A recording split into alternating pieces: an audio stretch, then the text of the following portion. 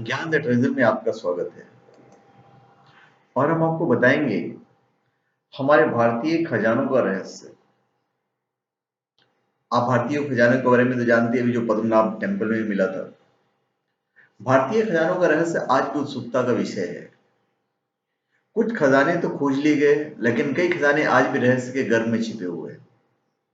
समुद्र, पहाड़ों, महलों, घरों में, कुओं, तालाब और जंगलों में बड़ी संख्या में खजाने छिपे होने की सूचनाएं किंवदंतियों और कहानियों में मिलती है। ये खजाने राजा महाराजाओं, फार्मों व अन्य घुमक्कड़ जातियों द्वारा छिपाए गए होते हैं। राजा महाराजाओं ने इस वजह से खजाने सुरक्षित स्थानों पर छुपा दिए थे कि दुश्मनों के हाथ ये न लगे। घुमक्कड़ जातियां जो थी वो जहां कुछ दिन रहती थी, वहीं कहीं आसपास वहां से इकट्ठा किए धन को छिपाकर एक नक्शा बना लेती थी और वो नक्शा अपनी अगली पीढ़ी को सौंप देती थी।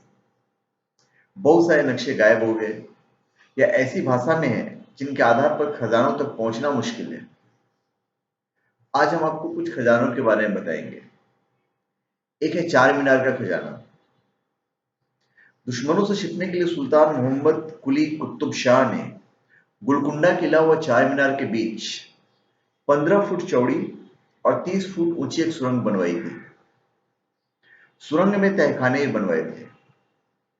स्थानीय किस्सों के अनुसार उनने इन तहखानों में अरबों रुपए के खजाने छिपा कर रख दिए थे।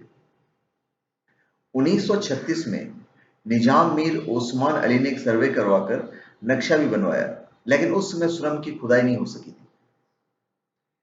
फिर तो अभी न्यूज में भी आया था पद्मनाभ स्वामी मंदिर का खजाना। कहा जाता है कि 10वीं शताब्दी में तत्कालीन राजा ने पद्मनाभ स्वामी मंदिर का निर्माण करवाया था। कहीं कहीं इस मंदिर के 16वीं शताब्दी के होने का भी जिक्र है। 1750 में त्रावणकोर के एक योद्धा मार्तंड वर्मा ने आसपास के इलाकों को जीतकर इसकी संपदा बढ़ाई।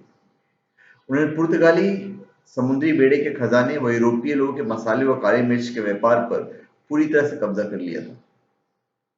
त्रावणकोर के अंतिम राजा बलराम वर्मा का 1991 में निधन हुआ। एक पूर्व आईपीएस अधिकारी सुंदरराजन की याचिका पर 2011 में सुप्रीम कोर्ट ने तहखाने खोलकर खजाने का ब्यौरा तैयार करने का निर्देश दिया और 27 जून 2011 को तहखाना खोलने का काम शुरू हुआ। 5 तहखानों में करीब 1 लाख करोड़ की संपत्ति मिली। एक तहखाना अभी खोला नहीं गया है। फिर है सोन गुफा का खजाना। बिहार में एक जगह है राजगीर। राजगीर की पहाड़ियों में सोन गुफा में बड़ी मात्रा में खजाना दबा होने की बात सामने आई है। किंवदंतियों के अनुसार इसी स्थान पर भीम ने जरासंध का वध किया था। बौद्ध और जैन धर्म के अनुयायी इन गुफाओं को पवित्र मानते हैं। पुरातत्व विभाग के अनुसार इन गुफाओं का निर्माण 3री-4री शताब्दी में हुआ है। सरकारी अभिलेखों के अनुसार यहाँ रथ के पहियों के निशान तथा संघ भाषा में कुछ लिखा हुआ मिला है। शंख भाषा में जो लिखा है उसे ही खजाने का असली कुंजी माना जाता है, लेकिन अब शंख भाषा के ज्ञाता नहीं रहे, इसलिए खजाने का सुराग भी नहीं मिल पा रहा है। कहा जाता है कि अजात शत्रु ने बिंबसार को इसी स्थान पर कैद किया था। यहां से लोहे की हथकड़ियां भी प्राप्त हुई है। खजाने के बारे में कोई पुष्ट सूचना नहीं मिलती है कि खजाना किसका है और उसकी जगह क्या है। कुछ लोगों का मानना है कि खजाना अजात शत्रु को न मिल पाए, इसलिए बिंबसार ने उसे यहाँ पे छिपा दिया था। अंग्रेजों ने इन गुफाओं को तोप छुड़ाने की कोशिश भी की थी, लेकिन सफल नहीं हुए। तोपों के गोले के निशान अभी भी गुफाओं की दीवारों पर मौजूद हैं। फिर जयगढ़ में एक जगह है, जयगढ़ किले का खजाना। राजस्थान के जयगढ़ में खजाना छुपे होने की बात सामने आई है।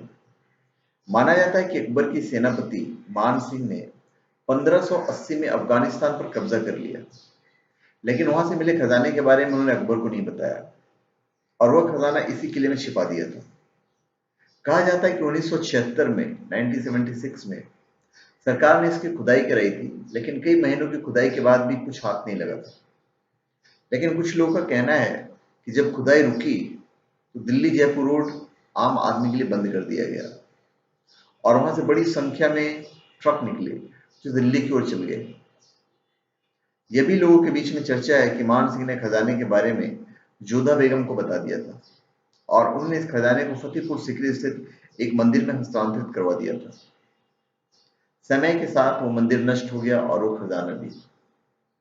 फिर कमरूनाग झील का खजाना तो आप लोग सबको पता ही है, फिर भी मैं शॉर्ट में बता देता हूँ। हिमाचल प्रदेश में एक झील है जिसका नाम है कमरूनाग। कहते हैं कि इसकी एक गहराई जो है वो पताल तक है। मान्यता है कि इस झील में सोने, चांदी, जेवर आदि फेंकने से मनोकामनाएं पूरी होती हैं। तो खजाना तो ऐसे उसके अंदर इतना सारा आ गया और इसकी रक्षा नाग देवता करते हैं। झील के किनारे एक लकड़ी का मंदिर है जिसमें कमरूनाग की मूर्ति स्थापित है। कहा जाता है कि रात को झील में गड़गड़ाहट की आवाज आती है और झील का पानी ऊपर उठकर नदी में जाता है और कमरूनाग की मूर्ति को चरण स्पर्श करके लौट आता है।